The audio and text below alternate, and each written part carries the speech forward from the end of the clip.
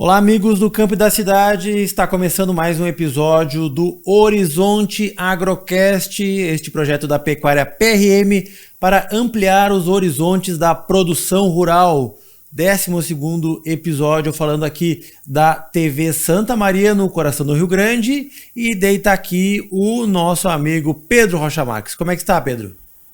Bom dia, boa tarde, boa noite, Paulo. É um grande prazer estar iniciando esse 12º episódio e uma honra muito grande. Seguimos com esse projeto que nos encanta, que as pessoas nos informam que estamos impactando do nosso jeito e da nossa forma a vida de várias pessoas, e isso nos deixa muito satisfeito. Um grande abraço, Paulo, e vamos em frente, que tenho certeza que será mais um programa de papel e caneta na mão, e anotem as dicas, que tem muita informação de qualidade que vem por aí. Exatamente, e aí no centro da nossa tela nós contamos com a presença do professor, consultor e especialista de mercado José Carlos de Lima Júnior, falando com a gente diretamente de São Paulo. É isso, José Carlos, não errei? Não, tá correto. É um prazer estar aqui com vocês no Agrocast. Muito obrigado pelo convite, Paulo, Pedro. Em nome aqui da marca Strat da Harvey, é um prazer estar aqui junto com o seu público, contribuindo aqui nesse podcast, direcionado principalmente aqui no Rio Grande do Sul, mas também pegando todos os demais produtores do Brasil. É isso aí, uma presença ilustre. Agora a gente vai passar, daqui a pouquinho a gente vai dar o currículo do nosso convidado. Vou falar agora dos nossos patrocinadores, dos nossos apoios aqui, que muito nos honram, né, com a participação neste projeto aí, que está no 12º episódio, mas é um projeto novo, dá para dizer, né? São 2 meses de episódios publicados já.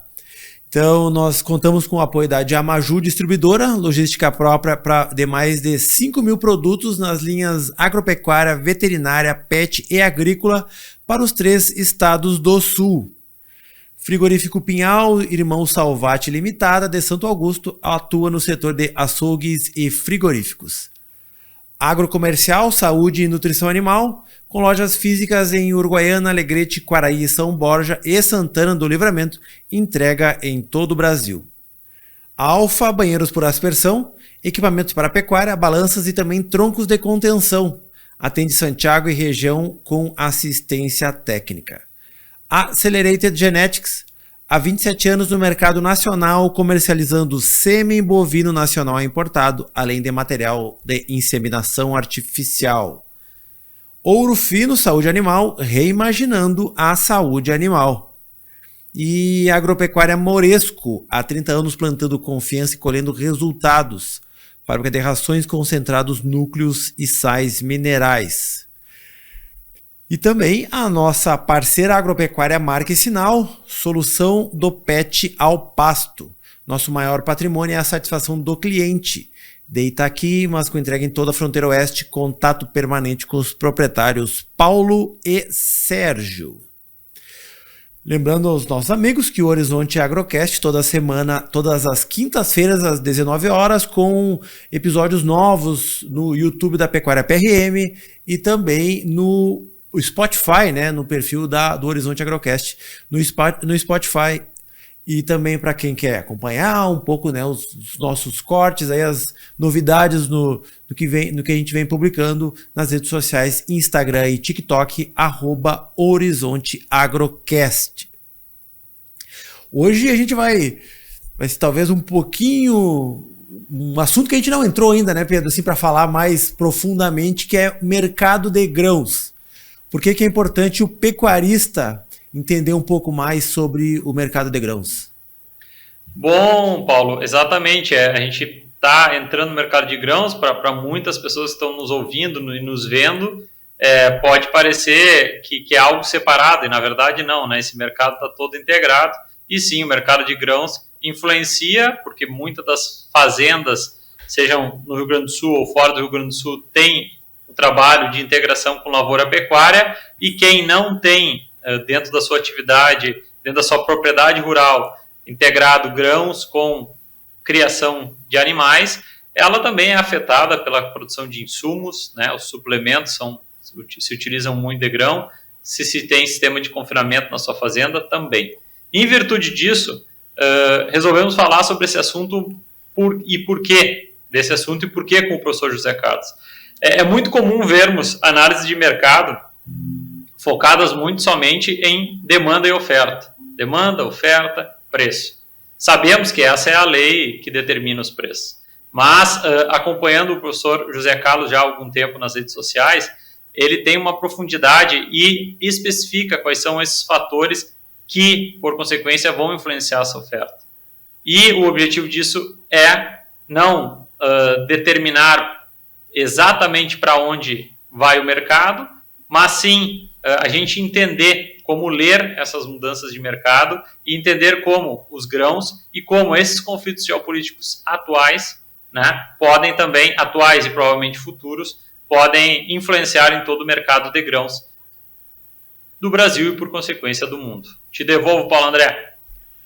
Pois então vamos trazer o nosso convidado para a conversa, o José Carlos, que é sócio da Marquestrat Group e cofundador da Harvey Agrobusiness School, especialista em estrutura de mercado, planejamento estratégico de negócios e modelos de acesso ao mercado.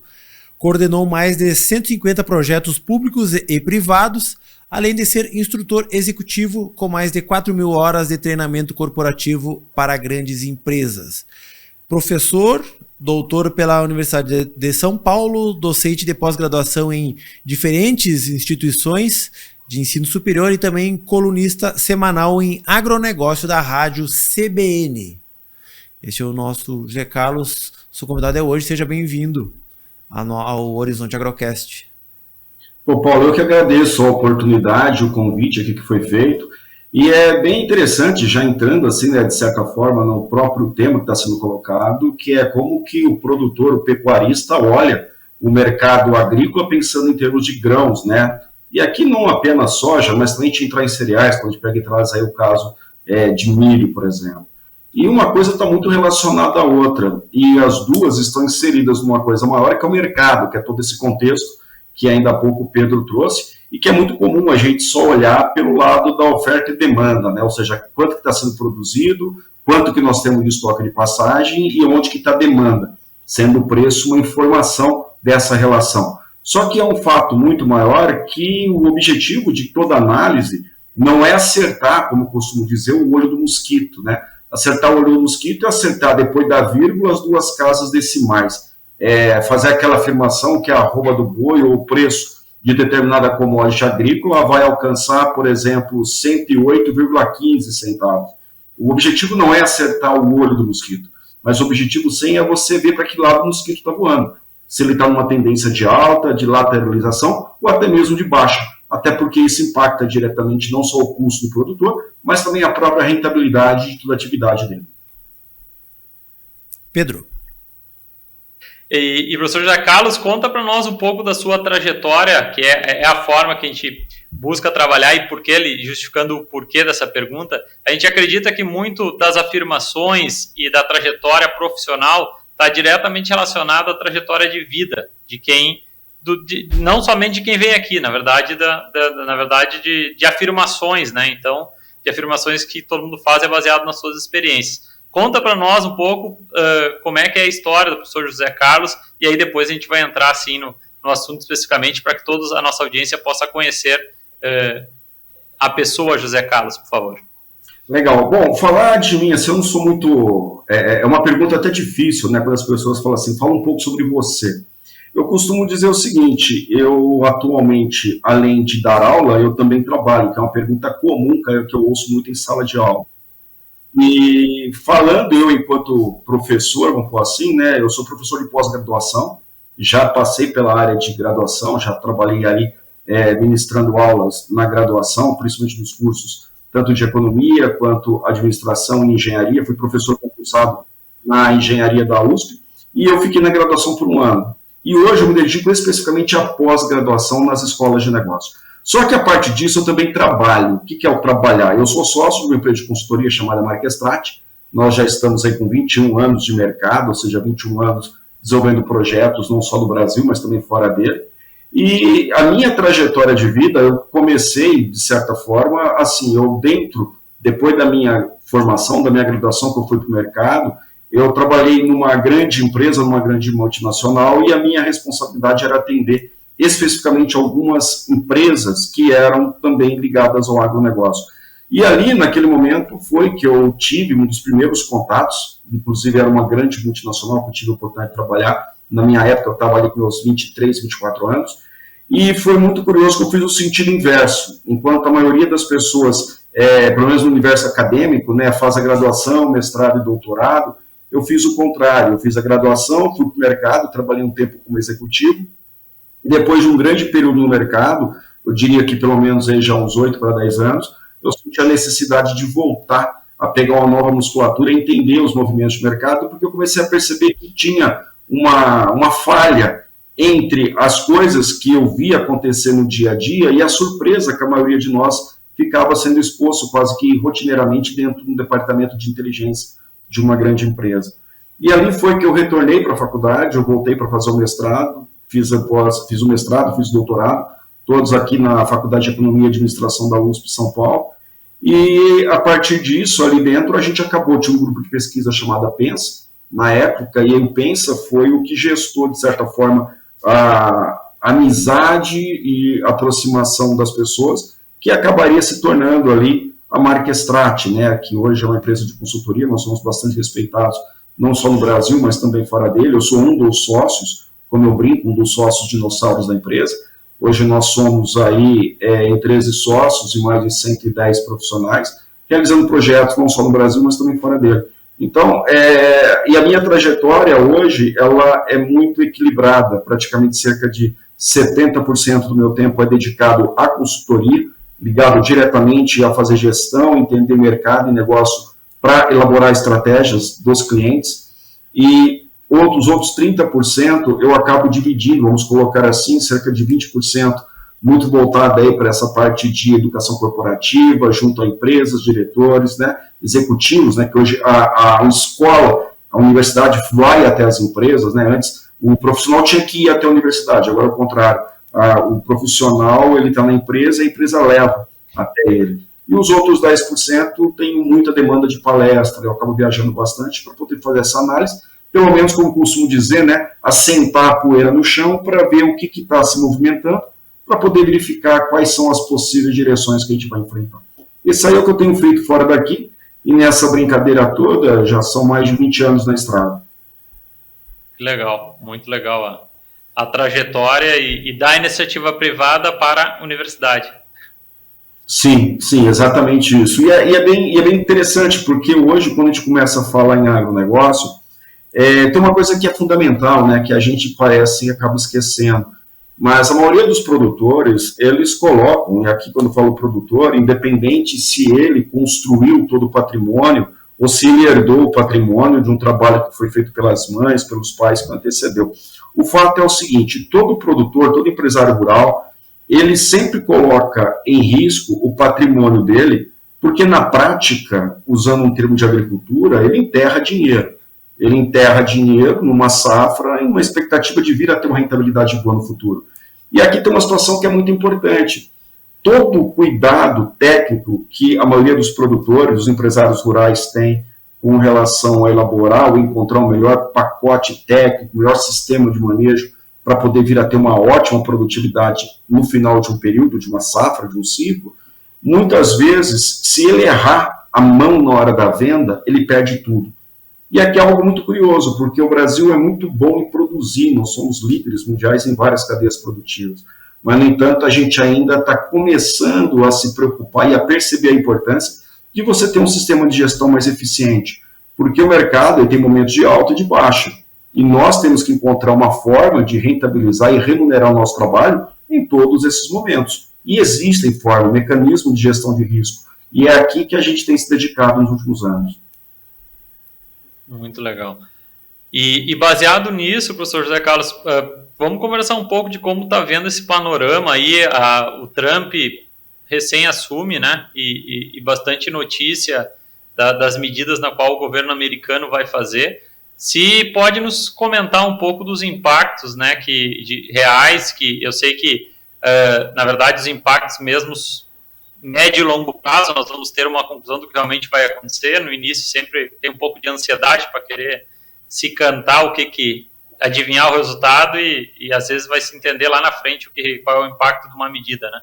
Mas o senhor, como já passou por algumas análises e tem algumas análises e uma experiência, acredito que deve fazer uma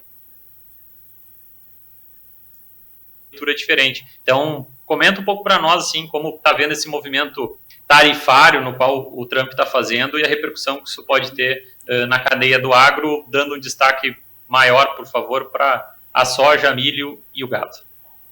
Claro. É importante a gente colocar assim, né, que o Trump ele está seguindo a cartilha dele. Se tem uma vantagem no Trump é que pelo menos ele é transparente e ele não está fazendo nada contrário daquilo que ele prometeu quando ainda era candidato. É importante a gente considerar primeiro quem que é o Donald Trump. Ele já teve um primeiro mandato, que foi entre os anos 2017 e 2021, e agora ele retorna no segundo mandato, né, a partir de 25. E se naquele primeiro momento o embate dele foi direto com a China, nesse segundo instante é possível afirmar que ele vai ampliar, pelo menos aí, o seu raio de ação de embate. Está ficando evidente, tanto que ele está fazendo embate direto com parceiros históricos e tradicionais dos Estados Unidos, como o caso do Canadá, por exemplo. Então, a gente precisa pegar o Trump e olhar primeiro a relação dele de embate comercial e aonde que isso vai impactar diretamente os Estados Unidos. E por que é importante olhar o impacto dentro dos Estados Unidos? Porque os Estados Unidos são, simultaneamente, o país que é responsável, nesse momento, por 24% do PIB mundial. Ou seja, quando eu falo de mundo e toda a riqueza gerada no mundo, o produto interno bruto, você tem que os americanos são responsáveis por 24%. E no outro lado, você tem a China, que é responsável por aproximadamente 17% do PIB mundial. Portanto, esses dois países juntos somam 41% do PIB. Então, na prática, o que você tem no mundo é um avião que tem duas asas, sendo que o motor da asa direita pode ser o motor americano e da asa esquerda o chinês. E todos os países, cada qual está sentado no seu assento dentro desse avião. E quando um governo, Estados Unidos, que é, digamos, um desses motores, resolve brigar com outro motor, o mundo inteiro fica, de certa forma, exposto a essa turbulência que está sendo colocada. E uma segunda situação que é importante é que os Estados Unidos são o país, ou é o país que faz a emissão da moeda, dólar, que é utilizada como reserva de valor mundial. Portanto, qualquer impacto que os Estados Unidos possa vir a ter dentro da economia interna, isso vai se desdobrar no valor, no caso do dólar. E o dólar precifica não só insumos importados, mas também a própria precificação de mercadorias que nós exportamos, principalmente as commodities que são precificadas em bolsa. Então aqui é muito importante, Pedro, a gente ter essa distinção, porque hoje como que eu enxergo? A primeira coisa importante é que os Estados Unidos, o Trump está seguindo para uma política que tudo leva a crer que será inflacionária. Tanto que quando você pega e olha os Estados Unidos no embate direto ali com o próprio Canadá, inicialmente colocou uma tarifa de 25% e posteriormente essa tarifa foi dobrada para 50%.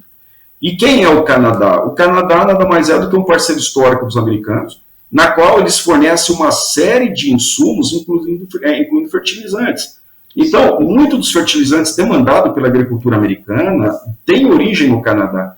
Então, a partir do momento que você tem um embate comercial que encarece o fertilizante, de tabela você já vai ter um encarecimento, especificamente nesse caso, do custo de produção agrícola dentro dos Estados Unidos. Fora isso, você tem uma série de outras situações que eu posso levar para aço, alumínio, outras commodities, que aí, de certa forma, vai impactar o quê? O custo do americano. Então, a política americana é uma política inflacionária. Portanto, na prática, a política do Trump ela pode ter dois desdobramentos visíveis. O primeiro é inflação alta. O Banco Central americano deve manter a taxa de juros elevada por mais tempo. Nesse atual momento está em 4,25 para 4,50. E isso, na prática, quando você tem uma taxa de juros alta nos Estados Unidos, você, de certa forma, limita a queda da taxa de juros aqui no Brasil. por incrível que pareça. Então, a gente está falando do custo do capital. Por outro lado, quando você tem uma política inflacionária, você deprecia o valor do dólar. Então, o dólar, de maneira geral, com esse comportamento do americano, do Trump, a probabilidade de você ter o dólar desvalorizando por causa da inflação é muito grande. E aqui, como que tudo isso cai nas 3 cadeias produtivas que você citou? A primeira, eu vou pegar, por exemplo, o caso da pecuária, vou pegar a bovinocultura. Os Estados Unidos, no embate direto com a China, acabou do ano, né, da primeiro momento do Trump para agora, os Estados Unidos, ele tem vários frigoríficos que são certificados para poder exportar carne para a China. Atualmente, os Estados Unidos é o 3º maior parceiro comercial dos chineses na importação de carne. E a partir do momento que você teve esse retorno do Trump e esse embate dos Estados Unidos com a China, na semana que nós tivemos aí, na segunda semana de março, para início da 3ª semana de março, o USDA, que é a agência americana, enviou protocolo para poder voltar a autorizar a habilitação de vários frigoríficos americanos que exportam para a China. E a China, pelo menos até no momento que nós estamos gravando aqui esse nosso podcast, né, hoje 17 aí de março, a China simplesmente não deu nenhuma devolutiva de habilitação.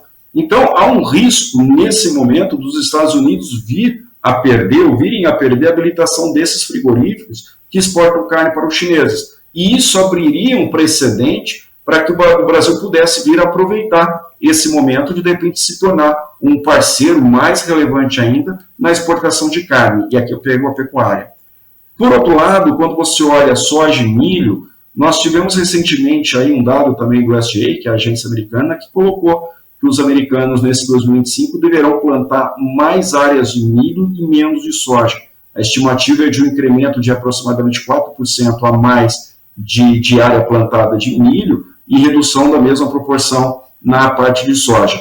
Só que uma coisa é estimativa, a outra é essa estimativa de plantio se confirmar. E nesse momento, a gente começa a olhar os efeitos do clima. Tanto que nós entramos aqui nesse 2025 com receio de se teríamos ou não o efeito Laninha. Então, a pergunta-chave, pelo menos a agência, a NOAA, que é a agência de climatologia americana, trouxe no último relatório, que foi divulgado no dia 13 de março, se não me falha a memória, em que eles colocam ali que a probabilidade de Laninha caiu para neutra, já agora a partir de abril, mas levantaram a possibilidade, pelo menos 62%, de vir a ter esse efeito climático nos Estados Unidos, né, no hemisfério norte, a partir ali do mês de julho para agosto. E qual que é a consequência disso? O impacto direto, com certeza, no plantio dos Estados Unidos, entre a área que eles estão projetando e a efetivação do plantio. E o desdobramento poderia ser em relação ao preço. Temos, nesse momento, um milho com valores bastante expressivos e valorizados no mercado, que deve permanecer nesse 2025, e por contrapartida, por outro lado, você tem a soja, que até então tem andado de lado, principalmente com a chegada da super safra do Brasil, que tudo indica que o Mato Grosso vai entregar nesse nosso ano.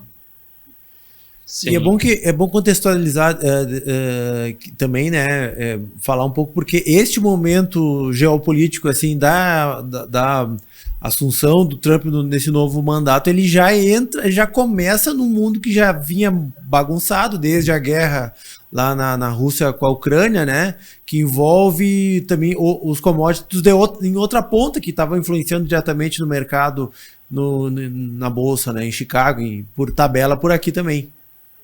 Perfeito, Paulo, exatamente isso. Se no primeiro mandato de Trump você teve ali ele, digamos, criando uma situação que acabou... O grande impacto no primeiro momento do governo Trump, por incrível que pareça, foi que ele bagunçou todo o custo do frete marítimo.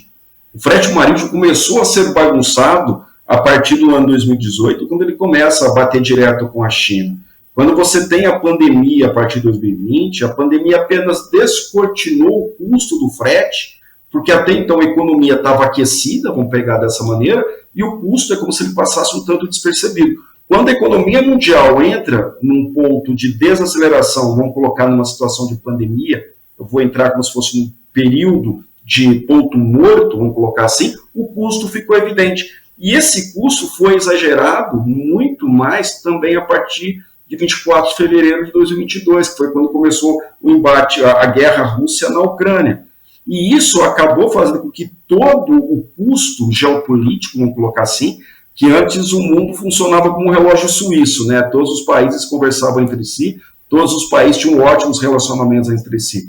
E desde a guerra da Rússia na Ucrânia, o mundo ficou dividido, quem é favorável à Rússia e quem é contrário à Rússia. E aí você acaba criando uma situação de problemas, principalmente de várias empresas, né, que migraram para a Ásia desde os anos 80, 90, foram por motivos econômicos, era muito mais barato produzir na Ásia, e a partir do Trump, né, a partir de 2018 para cá, que foi acirrado principalmente ali com o embate, com a guerra da Rússia na Ucrânia, esses países que foram por motivos econômicos estão sendo obrigados a retornar por motivos políticos. E nesse caso, a vantagem competitiva de ter um menor custo de produção fica em segundo plano.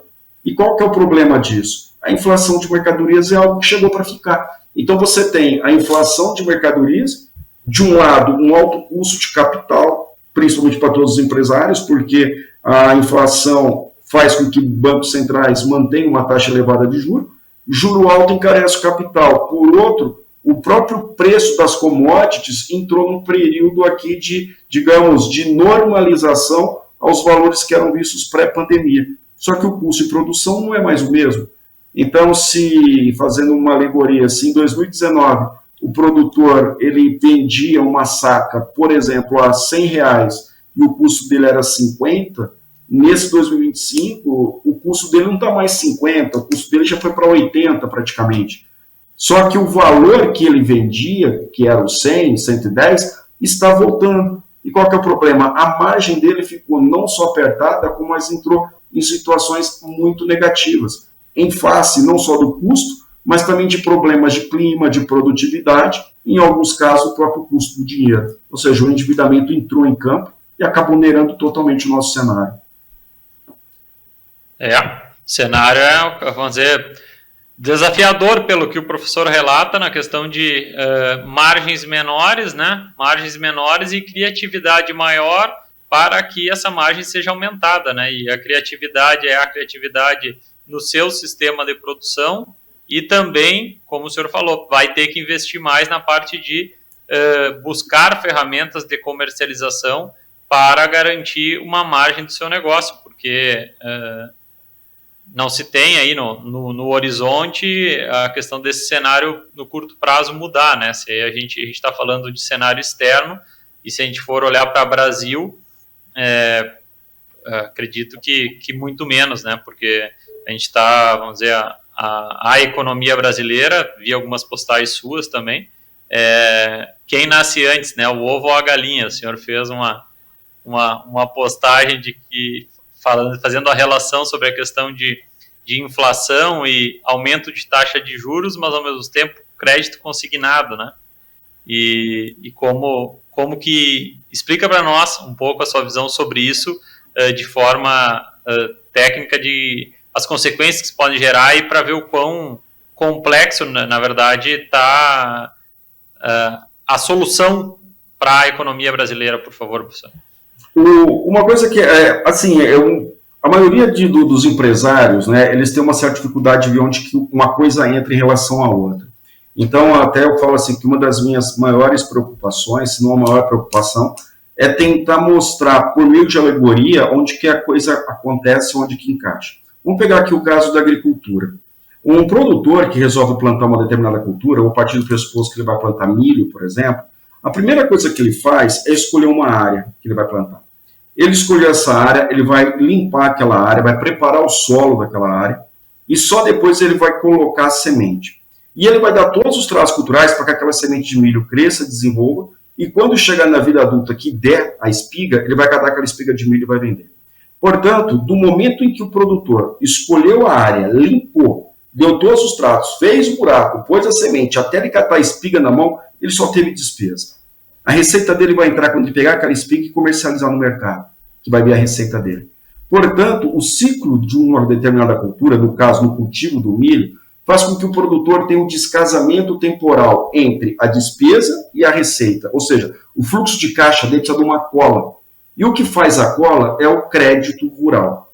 O crédito no Brasil, ele faz a cola no fluxo de caixa do produtor, e o crédito tem um custo, que é marcado o quê? Por uma taxa de referência, no caso, uma Selic. Vamos pegar aqui hoje, está em 13,25, com possibilidade aí de aumento. O que ocorre? A partir do momento que você tem um governo, e aqui olhar o crédito, tem que olhar de duas formas. A primeira, o custo do dinheiro, e segundo, de onde que vai vir esse dinheiro. Olhando especificamente de onde vai vir esse dinheiro, o crédito no Brasil sempre foi de origem predominantemente pública.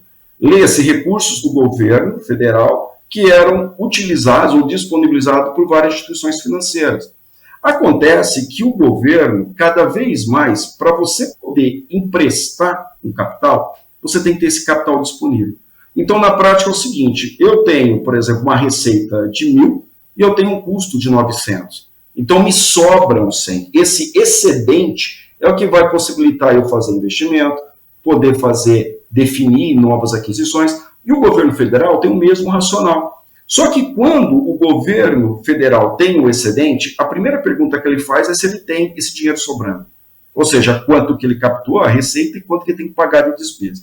A segunda é, ele tem esse dinheiro, mas ele vai vir a fazer uso desse dinheiro? Porque, de repente, eu posso ter R$100 disponível, mas eles estão comprometidos com outros pagamentos, então não está totalmente disponível para ser emprestado.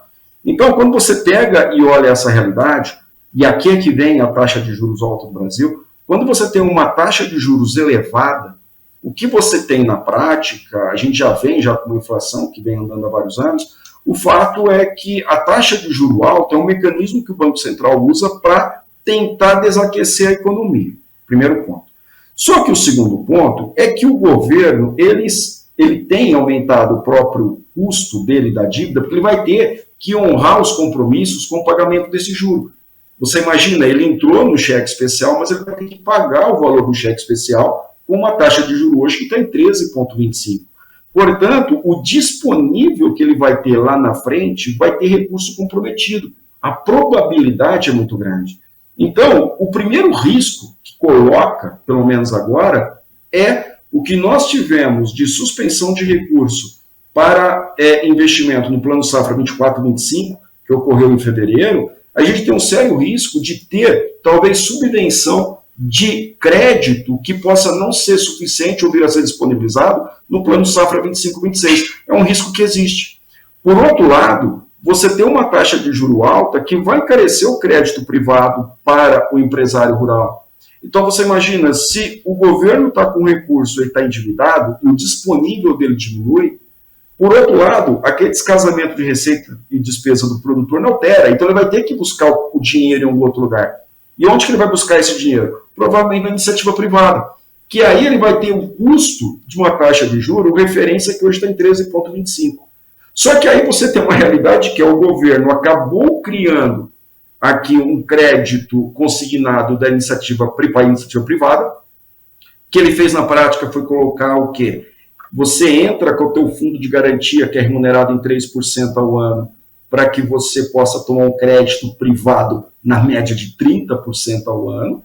Ou seja, o que você está colocando é mais dinheiro no mercado.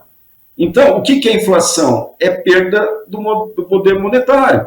Você está corroendo. E como que você controla a inflação? Aumentando taxa de juros. Então, você percebe que a gente entrou num processo de retroalimentação extremamente nociva e negativa.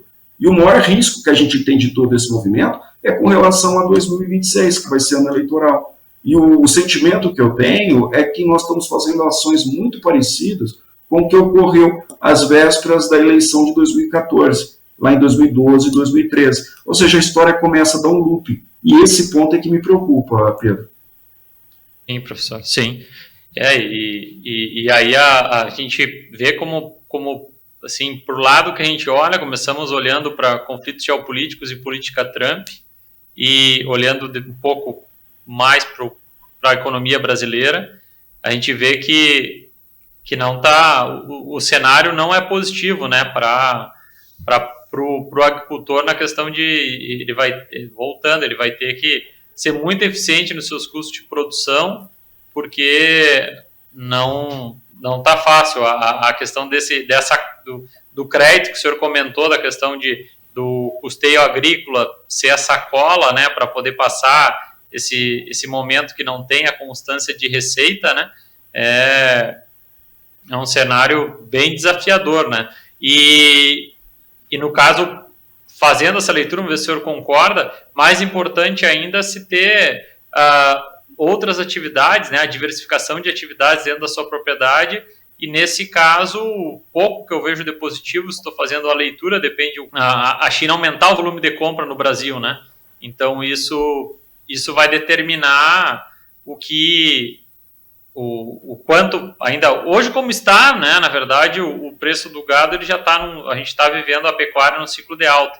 Então, por exemplo, a importância de um sojicultor, de um mesmo produtor de milho, ele ter outras atividades dentro da sua fazenda, porque daqui a pouco, senão vai estar muito caro esse capital indo ao banco, tu ter atividades, né, que lastreiem, deem essa folga, enquanto o grão não está interessante, né, porque isso eu estou me baseando em algo que já se faz, e aqui na nossa região, na fronteira oeste do Rio Grande do Sul, algumas vezes eu já comentei, as famílias que sobreviveram no mercado do arroz, né, foram as que tiveram a dobradinha gado e arroz, né, porque daí permitiu que durante os anos, durante o ano, né, normalmente ciclo de baixa do arroz normalmente era novembro que se tinha um bom preço do arroz, e aí tu precisava ter gado para pagar as despesas de colheita do arroz,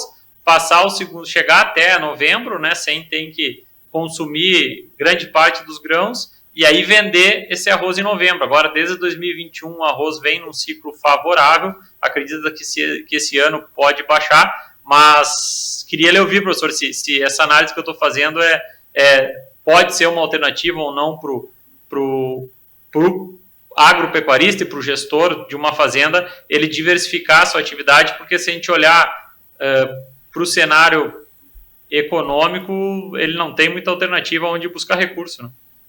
É importante o que você trouxe, Pedro, faz sentido.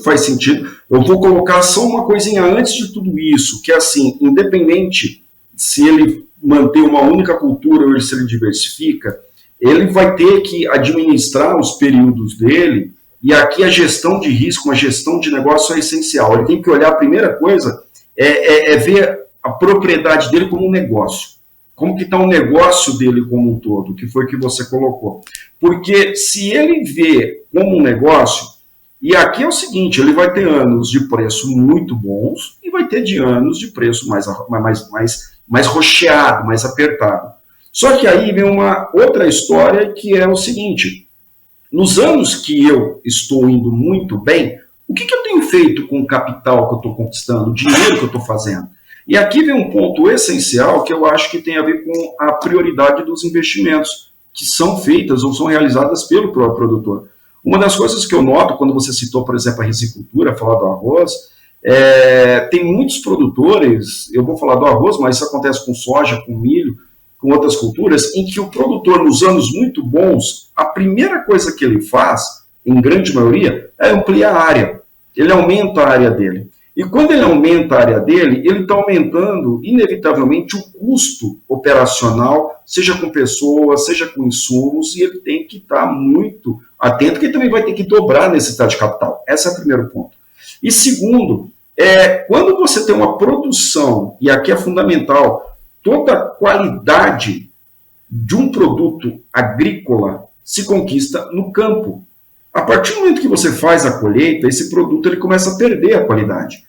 Então você tem que tentar manter a qualidade a melhor possível, ter a menor perda possível. Daí que entra os processos de melhor armazenagem, ou se você não tem condições de armazenar mercadoria, você vai ter que encontrar um comprador do dia para a noite. Então, na prática, até o exemplo que eu uso é como se você pegasse uma colher, literalmente enchesse de arroz, ou seja, você teve a safra, você encheu a colher de arroz. Você tem que achar uma boca para colocar aquela colher, porque senão ela vai perder qualidade, porque você não tem onde armazenar. Portanto, cada vez que você tem uma grande safra, você tem um aumento de safra, a safra joga contra o produtor que não tem capacidade de armazenagem instalada dentro da própria propriedade. Então, a diversificação dele, ou se ele fizer a opção de ter uma única cultura, é lógico, quando você tem mais de um produto, você está diversificado, você tem maior probabilidade de estar num preço melhor numa cultura em relação à outra. Isso você consegue administrar melhor, que foi muito bem o que você colocou. Porém, é importante nos momentos em que ele faz receita, que ele faz dinheiro, que ele aproveite para melhorar, por exemplo, uma capacidade de armazenagem dele, para tirar o ônus dele ter que achar o comprador do dia para a noite. Porque quando a gente pega e fala assim, pô, a China vai comprar mais, vai comprar menos, a gente tem nesse atual momento um cenário de China que é um cenário muito diferente da China que nós conhecemos, ou conhecíamos aí há 4, 5 anos. A China passa por um processo de deflação, e isso impacta diretamente o próprio apetite da China em fazer grandes volumes de compra.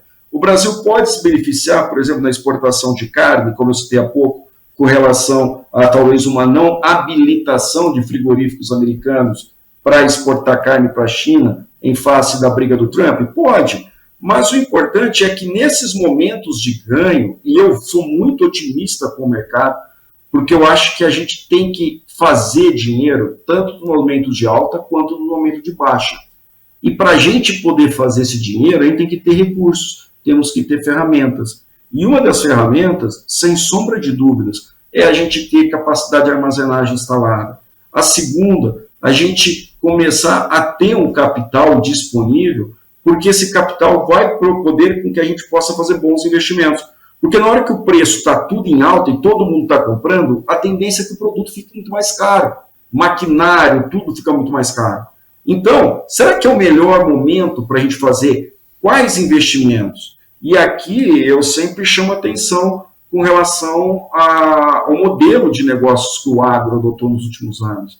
A gente, cada vez que tínhamos um grande pico de receita, muita valorização de uma commodity, a gente, na maioria das vezes, acabava decidindo ou optando por investimentos que lá na frente não ia mostrar segurança para nós em termos de entre safra ou em termos de poder segurar meu produto para poder vender numa janela de mercado, como você trouxe há pouco. Ao contrário, quando você amplia a área, você vai ter que comprar mais mercadoria, mais insumo, ter mais custo de operação, mais capital vai ser demandado para fazer o investimento. Então, acho que esse equilíbrio é fundamental, até mesmo junto dessa decisão de diversificação que foi colocada, que eu acho essencial também. Muito legal, muito legal. E, professor, falou em China, né? Qual a correlação e o senhor enxerga que o mercado da soja ele pode sobreviver e a cadeia da soja ela pode ser sustentável sem o apetite chinês? É muito boa a sua pergunta pelo seguinte, quando a gente começa a olhar a soja, a primeira coisa que a gente precisa colocar é quanto que a sojicultura cresceu nos últimos 10 anos. Quando você pega e olha o número de crescimento de área de produção, nós praticamente crescemos mais de 120%. Por outro lado, você vê a capacidade de armazenagem, crescemos 30% no mesmo período. Ou seja, hoje você precisa achar a boca compradora para um grande volume de soja, senão você cria um grande excedente aqui dentro e derrete o preço. Essa é a primeira realidade. A segunda realidade é que a China, ela realmente puxou todo esse crescimento dos últimos anos. E a China, nesse atual momento, num possível falta da China, a pergunta é quem que a gente poderia vir a atender ou direcionar essa soja? Tudo bem, nós temos um mercado interno que tem demandado, por exemplo, eu falo de soja, a indústria de biodiesel tem demandado, ou se eu fosse falar de milho, a indústria de etanol de milho tem crescido, mas a pecuária pega um bom tanto. Mas enquanto a partir do próprio volume que nós colocamos, ele exerceria uma pressão baixista na ausência de uma China. Só que a China também ela não tem, nesse momento, quando você olha a demanda que ela tem por alimentos, ela tem uma grande produção em milho. Assim, a China é o maior país em termos de área plantada de milho. Ela não não tem o maior volume de produção. Os americanos têm o maior volume de produção de milho. Mas em contrapartida, quando você vê em área plantada, a área plantada dos chineses é muito grande, é a maior do mundo. Por quê? Porque o milho, para os chineses, são importantes. Eles não produzem soja. Portanto, eles vão ter que comprar em algum lugar. E o Brasil é um grande parceiro comercial para vender a soja para a China. Mas eu acho que o Brasil ele precisaria também pensar que outros mercados nós poderíamos vir a abrir. Porque assim como você citou ainda há pouco na própria diversificação de culturas dentro de uma propriedade rural, dentro de uma fazenda, em termos de mercado internacional também seria importante a gente diversificar para onde que a soja nossa está sendo distribuída, para onde nós estamos levando a soja. Até para não ficar aí à mercê de prováveis impactos de oscilação de um país comprador, como o caso da China, né, que a gente falou há pouco. Hoje o mercado da China, na venda de soja, ele representa quanto por cento, professor, do que o Brasil vende de soja? 60% atualmente. 60%. O peso da China, a China é responsável por 60% de toda importação de soja do mundo. Olha só o peso que a China tem da soja no mundo. E Sim. Quando você pega, olha só do Brasil, 60% do que nós produzimos é voltado para o mercado asiático, especificamente com a China. Ou seja, muito representativo. O Brasil, né? O Brasil no mercado de carnes em si, o trabalho que a BIEC conduziu e conduz ainda, a questão de que eu, 15 anos nesse mercado, noto assim a grande valor desse trabalho, porque antigamente se tinha o boi, era só o traseiro, né? E aí hoje, com esse trabalho que se fez, se consegue identificar mercados que pagam mais pelo dianteiro, mercados que pagam mais pela víscera e mercados que pagam mais pelo traseiro. E, em virtude disso, se consegue que o boi todo passa a valer mais, né? Então, isso é um trabalho de que... E fora isso, a gente sabe ainda que a China é o principal comprador, mas se busca, tá? Constantemente buscando diversificar, né, mercados. E agora, na sua fala sobre a soja, sinaliza que sim, era interessante também. A gente sabe que do tamanho da China não é fácil, mas vários países médios podem, pelo menos, diminuir o peso da compra da China, né? Então, isso ficou muito claro na sua mensagem de que necessita, sim, a diversificação de clientes compradores de soja. Isso que o senhor comentou, não foi, professor? Sim, e você trouxe uma coisa que me fez lembrar outra, Pedro, que é o seguinte: o trabalho da BIEC, quando tem que servir para nós de uma lição no seguinte sentido. O boi, com o trabalho que foi feito, ele começou a ser percebido em toda a sua plenitude, e aí você tem os diferentes mercados destinos para quarto traseiro, dianteiro, miúdos e afins. A mesma coisa deveria ser aplicada dentro da fazenda. E aqui eu falo diretamente com pecuária. Hoje, quando você vai dentro de uma pecuária, de um pecuarista, tudo que não é produtivo é tratado como pasto. E é um ponto que deveria chamar a nossa atenção, porque quando eu começo a falar de pasto, no meu entender, é um local em que eu faço todo um processo de cria, recria, de engorda, de produção de bovino, seja de corte, seja de leite, eu faço criação. Portanto, dentro da minha propriedade, quando eu falo que é área de pasto, eu entendo que é uma área em que eu tenho um investimento, que vai ter oferta de nutrição vegetal, que vai ter pastagem, portanto, é uma área produtiva dentro da fazenda. E, no entanto, quando você passa com um pecuarista e pergunta, tudo aqui você produz? Ele fala, não, eu tenho todas essas áreas, mas aquela área é uma área de pasto, não é uma área produtiva. Ou seja, a gente às vezes acaba até misturando o improdutivo com o pasto, sendo que pasto era produtivo. Então, essa visão de negócio, ela precisa ser aplicada, porque, como coloquei há pouco, o Brasil, nós somos muito bons em produzir, temos muito para melhorar? Com certeza. A gente tem dinheiro que escapa por entre os dedos. Por que escapa por entre os dedos? Porque a gente muitas vezes acaba não tendo o melhor planejamento para comprar no melhor momento os insumos que demandamos. Quando entramos com pedido, a gente entra num pedido que o fluxo de compra é tão grande, o que faz com que a oferta de caminhões, supondo que seja feito o transporte pelo modal rodoviário, vai encarecer o frete, então isso vai estar impactando no produto final. Ou seja, a gente sempre compra na alta do mercado. O ideal seria trabalhar contra o mercado, contra o fluxo. Porque se eu compro no momento que poucos compram, eu, em tese, vou ter um melhor preço, porque eu vou estar comprando no momento que ninguém compra. Então, eu não vou ter uma competição de maneira direta por frete, não vou ter uma competição de maneira direta por outros compradores, e até mesmo o próprio vendedor, que vai ter que administrar as entregas. Então, eu acho que essa gestão ela precisa acontecer em todos os níveis. Quando você traz a BIEC, foi um trabalho institucional muito bem feito por uma entidade de classe, e aqui a gente tem vários outros trabalhos de classe, uma delas que merece atenção é o próprio Cotton Brasil, que é um trabalho que tem, entre as várias atribuições, fomentar o uso da fibra natural em oposição à sintética para o algodão brasileiro e mostrar que o algodão é uma fibra sustentável para o mundo inteiro. E tem um trabalho incrível sendo realizado, principalmente no mercado importador internacional, falando ali da Ásia principalmente. Ou seja, é uma construção de marca. Nós precisamos construir marca. O ente público tem que ajudar, as entidades de classe têm que atuar, mas o produtor, o empresário rural, tem que entender que ele é o início de todo o processo. Então, passa também por esse entendimento da relevância dele de, muitas vezes, ajustar algumas rotas, e aqui vem a parte mais difícil, né? Mudar o jeito que a gente faz. Eu aprendi a fazer assim com meu pai, que aprendeu com o pai dele, que aprendeu com o meu avô, quem vai. Ou seja, a gente tem que quebrar essa tradição de fazer que nós vimos fazendo, porque hoje há outras tecnologias, há outras formas de manejo, e a gente tem que ter uma rentabilidade, o preço que a gente vai vender tem que remunerar todo o investimento e o risco que foi colocado. Muito legal mesmo.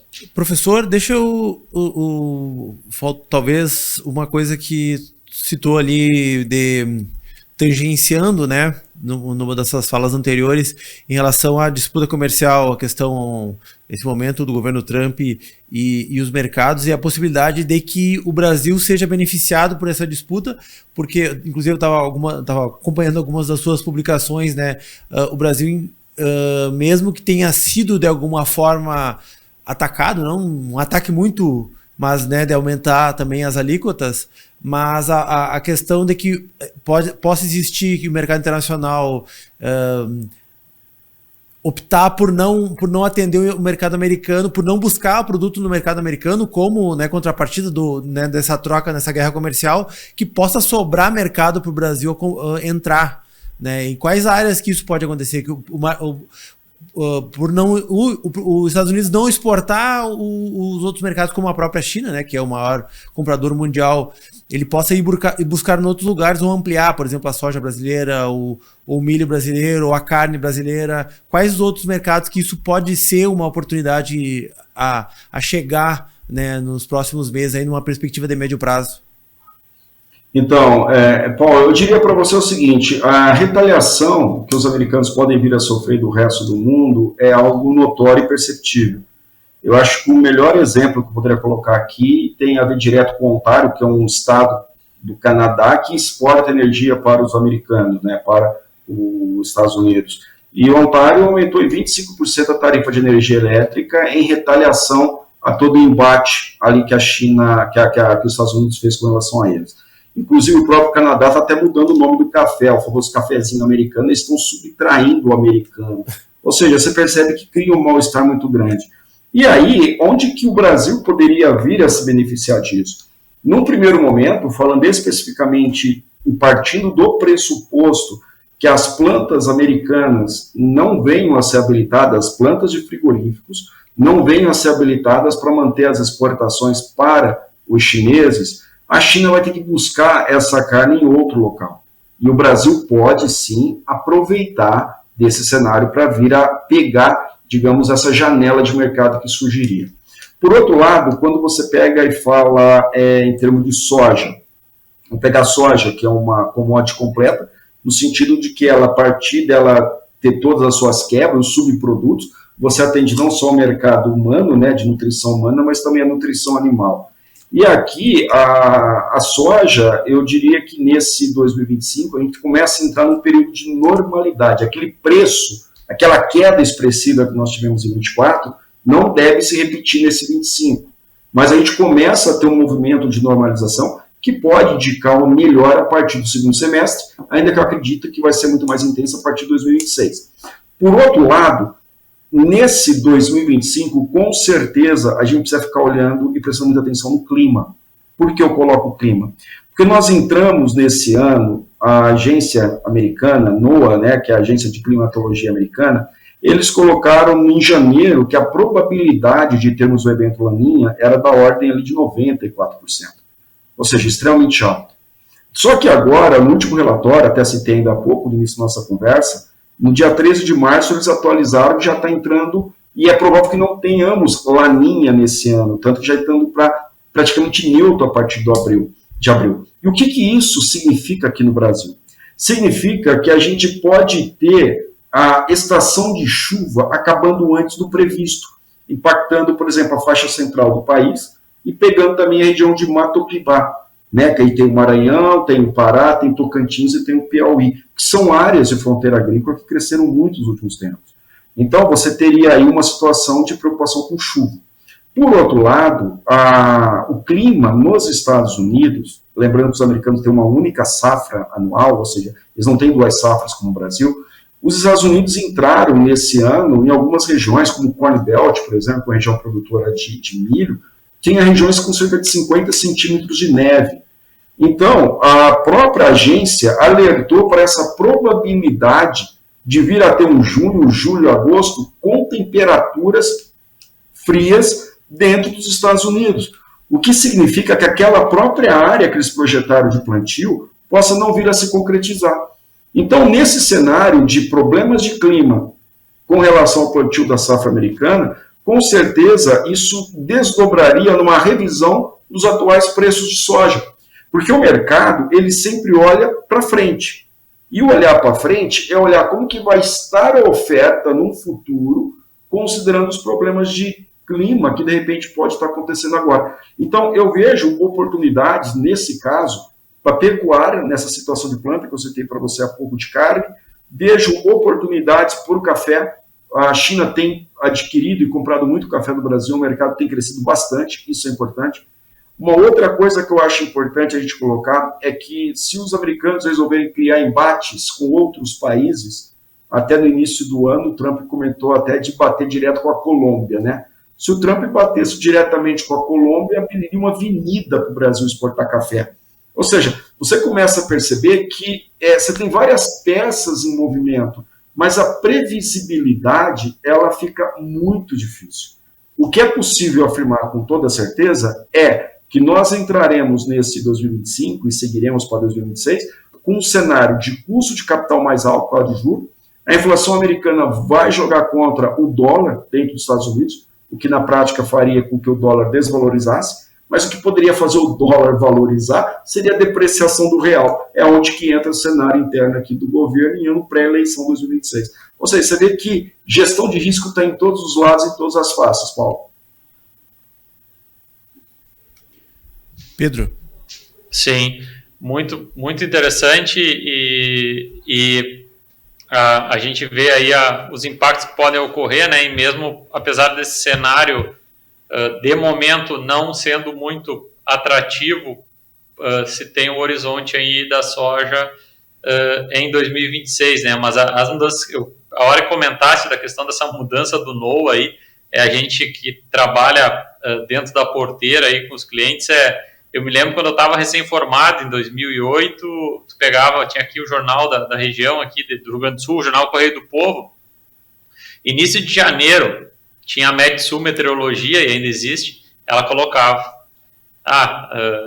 ano será de Laninha ou El Ninho, em janeiro, início do ano. Aí fazia todo o planejamento, tudo certinho, e podia ter uma variação de um mês para o outro, mas era pequeno. Era só essa informação já resolvia para o ano todo, né? Exatamente. E agora, por exemplo, os clientes perguntam muito, e mesmo os seguidores nossos, assim, e aí, o clima vai ser chuvoso ou não vai? Vou dar um exemplo agora dessa primavera que passou, tá? A informação se tinha de laninha, né? Que ia ser laninha, ia ser seco, blá. Tá.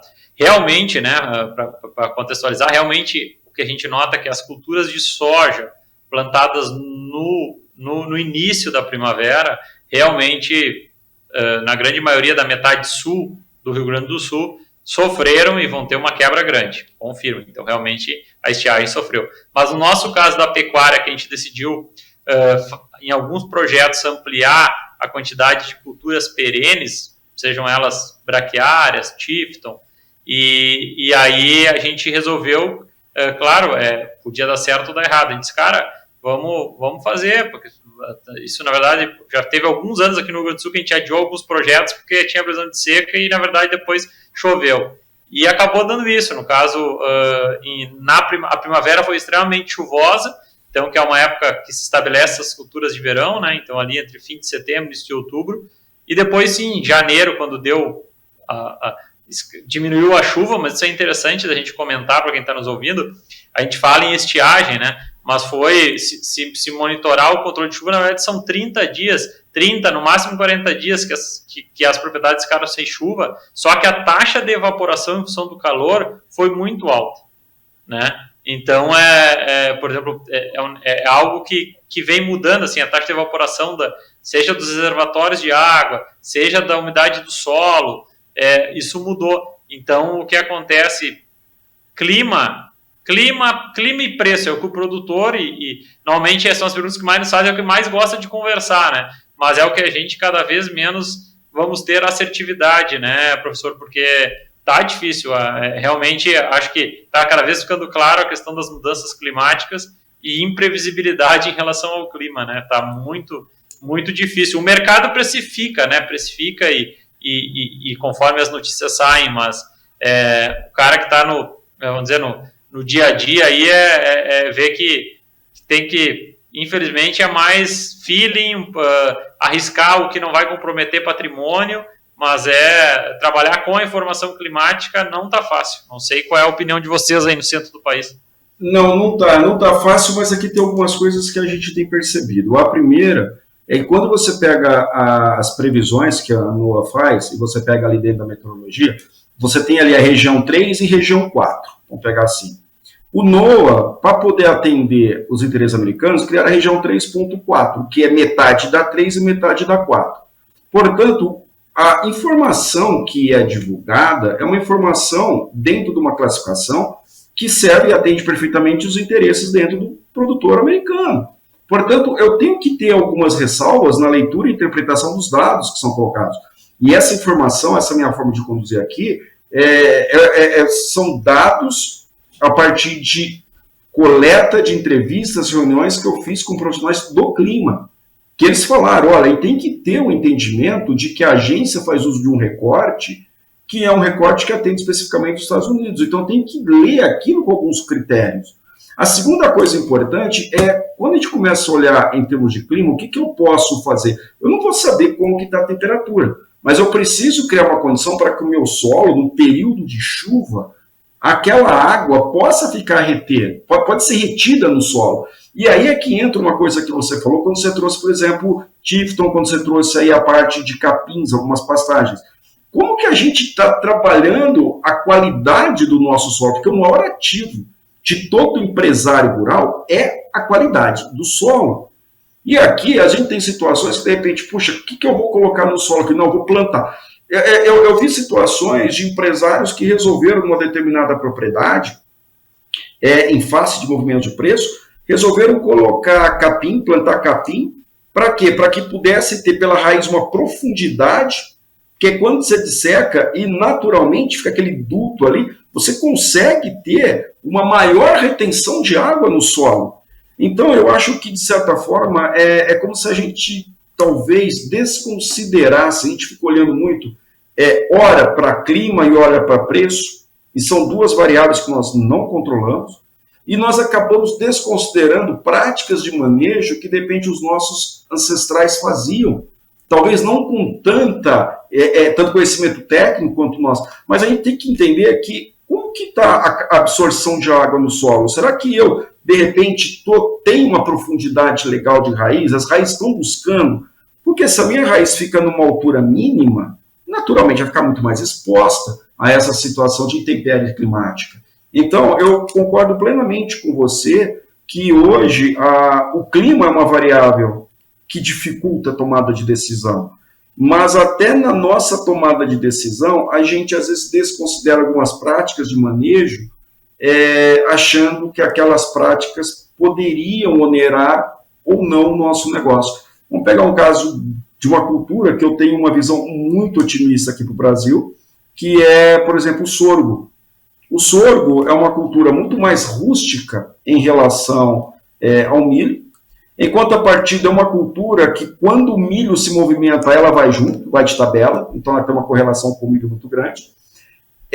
Nos últimos anos, para ser exato, no final do ano passado, a China, entre aqueles vários protocolos de intenção assinados com o governo federal, uma delas foi de ampliar a importação de sorgo do Brasil. Então, a maior dificuldade que o Brasil tinha no passado, que era encontrar um mercado comprador para sorgo, a maioria dos produtores fala, cara, o sorgo vou vender para quem? Hoje, você começa a ver uma oportunidade se desenhando, e eu não descarto a probabilidade e a possibilidade do sorgo vir a assumir uma relevância muito grande no país nos próximos anos. Então, Pedro e Paulo, o que eu percebo em todo esse cenário é que temos desafios, mas eu sou muito otimista com relação a muita coisa que acontece. Tanto que eu recordo em 2023, quando todo mundo estava chorando que o milho era péssimo, não sei o quê, eu falava, gente, o milho vai virar, ele está entrando em cenário de desequilíbrio de oferta e ele vai começar a virar em 24. E eu recordo que quando eu falava isso, as pessoas falavam assim, em evento, era tipo assim, você está dando um tiro na água. O grande comentário era esse. Pô, mas você está falando que o preço do milho vai mudar? Sim, eu acho que vai mudar, porque todo esse descontentamento que vocês estão falando e mostrando está gerando um desequilíbrio na oferta que vai impactar lá na frente. Tanto que o preço do milho começou a alterar no segundo semestre de 24 e está extremamente valorizado nesse início de 25. Quer dizer então que ele vai continuar subindo? Olha, ele vai subir. Agora, a probabilidade dele ter um salto como ele teve no passado é um pouco menor. Mas, em contrapartida, a gente tem um cenário de clima nos Estados Unidos que pode alterar muito o próprio preço, tanto de soja quanto de milho, a depender do que acontecer no clima dos americanos a partir de maio e junho. Ou seja, você vê que a gente tem que, usando uma brincadeira, né, uma analogia, eu tenho que olhar o peixe e olhar o gato simultaneamente. E isso é a gestão, é uma inteligência que a gente tem que adotar o tempo todo. Lembrando que o risco que nós estamos correndo é o risco do commodity. O mercado precifica o tempo todo. E o sorgo, a grande vantagem, né, em relação, vamos dizer, se comparar com o milho, é a questão de soja também, é o custo por hectare, né? Então, e principalmente, né, a gente sabe como são esses movimentos, né, professor? Por exemplo, o pessoal começar primeiro, inclusive o setor de insumos tende a precificar menos os custos dos insumos, né? Aí, conforme começa a identificar que tem margem, aí começa a aumentar o custo também, né? Então... Exatamente, Pedro, você foi certeiro. O custo do sorgo por área plantada é muito menor. Então, se você tem um milho que sobe e o sorgo acompanha, você tem uma margem, porque o que importa é a última linha. O que importa não é quanto custou por hectare, mas quanto você tirou por hectare e vendeu. Né? Até esse pensamento, eu também falo, a gente precisa alterar a nossa forma de pensar. Porque a gente fala muito em agronegócio 4.0, tecnologia 4.0, mas a nossa mentalidade é a ideia de 1.1, no máximo 1.2, versão estendida. A coisa não conversa. Então, o custo não é por área plantada, porque se você quer ter o menor custo por área plantada, não coloca nada de insumo. E acredita que aquilo que Pedro Vaz de Caminha escreveu é verdadeiro, que aqui tudo que você planta dá. A gente sabe que não é verdadeiro. Então, o que ocorre? O custo não é na entrada, o custo é quanto eu coloquei, quanto que vai produzir lá na frente, qual que é o meu retorno por área plantada.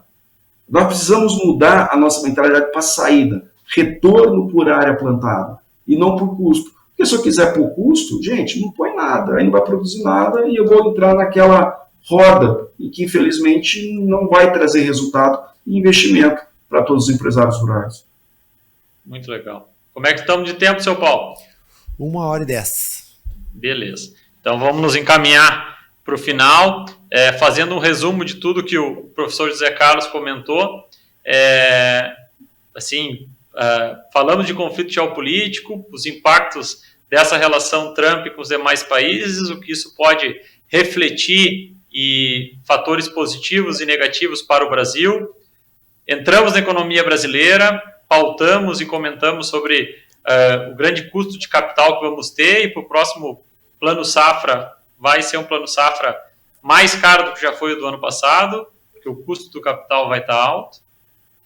E tem oportunidades, conforme o professor comentou, ele comentou por último o sorgo, e professor, eu deixo primeiramente lhe agradecer, porque na verdade para mim não é uma surpresa, só que tendo mais tempo com o senhor, maior é a quantidade de informação que a gente consegue aprender. E gostaria que a questão do gado, né, que tem o cenário, pode ter favorável com o fechamento das portas da China para os Estados Unidos, mas eu gostaria de lhe ouvir aí uma mensagem final para os nossos ouvintes e lhe agradecer muito esse bate-papo, e tenho certeza que muita gente vai escutar ele mais de uma vez, porque tem muita informação de qualidade aí. Eu só quero fazer uma complementação para o professor responder junto, já vamos no embalo aí, tá? Sobre o dólar. Então, assim, como é que o momento e a perspectiva, né? Porque também importa para todos os mercados, importa o dólar, inclusive para quem está preparando aí já para comprar insumo para a próxima safra aqui no estado. Tá bom, então vamos lá, vou tentar organizar do dólar para trás. Quando eu falo do dólar, o dólar, olhando só dentro dos Estados Unidos com política inflacionária, é queda, ou seja, depreciação da moeda americana. Em contrapartida, eu preciso ver o valor do real com relação às decisões das políticas internas do governo, porque isso pode fazer com que o real fique mais valorizado ou desvalorizado. Se o real valorizar, o dólar cai, ou seja, o dólar poderia cair, e se aqui a gente fizer, abre aspas, o dever de casa de maneira legalzinha, eu diria que a gente poderia até ter um dólar aí na casa de R$5, sem problema algum. O grande problema é que a gente está em véspera de ano eleitoral e a tentação do governo com medidas populares, mas que vão onerar em muitas contas do país, possa impactar diretamente o quê? Toda essa parte fiscal e lá na frente gerar um ônus grande para o país. E isso depreciaria o real e faria que mesmo o dólar, num cenário de queda dentro dos Estados Unidos, a nossa moeda cairia numa velocidade muito maior, o que na prática faria um dólar ficar caro e ir para casa dos R$6 novamente. Então, eu diria para você, eu particularmente sou muito otimista com relação a esses desdobramentos, que tudo que está acontecendo, eu acho que a chance do dólar descer para um patamar amigável é muito maior. E vamos trabalhar um patamar amigável, pelo menos aí numa casa de uns 5,30 a 5,60, um patamar mais amigável. Lembrando que isso depende diretamente do comportamento do governo aqui no mercado interno. Por outro lado, quando você pega e olha a minha opinião com relação aos empresários, eu diria o seguinte no agro, né? Eles têm que cada vez mais adotar o planejamento do próprio negócio. Porque quando ele entra, se ele demora para planejar e ele fica esperando até os 44 do segundo tempo para definir a compra dele, se ele demorou até os 44 do segundo tempo, os outros amigos produtores dele também demoraram até os 44 do segundo tempo, todos vão fazer pedido aos 44 do segundo tempo ao mesmo momento. O que na prática significa que o preço vai ficar mais caro pelo frete e porque todo mundo está fazendo uma força da ponta compradora. Então, se ele quer ter uma melhor rentabilidade na compra, eu diria para ele fazer sempre um processo de quanto que está o produto dele em conversão direta com o insumo. O que todo mundo faz? A paridade, quanto que está valendo hoje. O poder de compra. Exatamente, o poder de compra. E ele tem que trabalhar considerando o quê? Que o preço, ele não vai acertar nunca o olho do mosquito. Ele não vai acertar nunca, depois da vírgula, as duas casas decimais. Mas ele tem que saber quanto que ele quer ter de rentabilidade. E ele tem que trabalhar a gestão dele focando a última linha, a tal da rentabilidade. E se no momento que ele está fazendo dinheiro, porque em pecuária tem uma máxima que fala, são 3 anos bons e 3 anos ruins. Nós entramos no segundo ano bom. Tivemos 2024 ano bom, 2025 tende a ser bom e deve levar para 26. Mas vai ter uma hora que vai normalizar a partir do segundo semestre de 26. O mundo vai acabar? Não, o mundo vai fazer seus altos e baixos, o que é normal. Nos momentos de alta, o produtor tem que aprender a fazer caixa. Está fazendo dinheiro? Guarda, faz caixa. Por que faz caixa? Porque o mercado vai ajustar. O melhor momento para comprar é quando o mercado está em queda. Por quê? Porque os preços dos insumos ficam mais acessíveis. O preço de equipamento fica mais barato.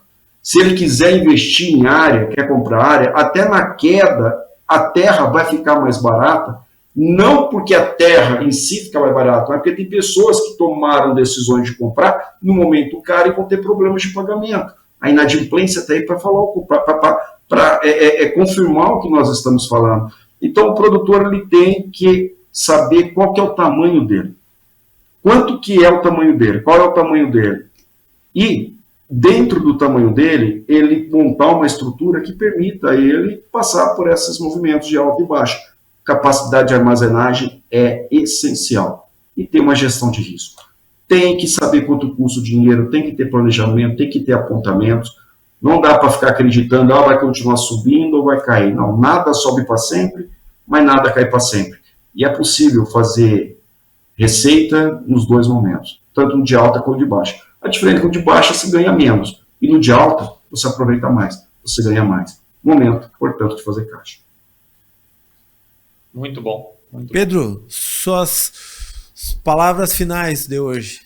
Mais uma vez, agradecer ao professor, ao professor José Carlos, por todo o grande bate-papo, riqueza, reflexivo, seguramente ao desligar algumas anotações e mais umas observações que foi falado. É muito bom entender o momento atual, não com informações prontas, mas sim informações profundas e linkadas, que fica mais fácil de entender, e ele frisou muito, é difícil acertar o olho do mosquito, mas que para que lado ele vai voar, talvez se consiga descobrir. Muito obrigado, professor, mais uma vez, e passo a bola para ti, Paulo.